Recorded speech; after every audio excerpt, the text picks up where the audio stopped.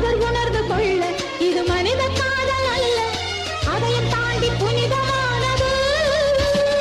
அபிராமியே தாலாட்டும் சாமியே நான் தானே தெரியுமா?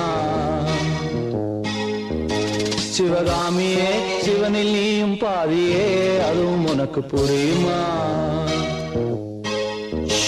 சுகலாலி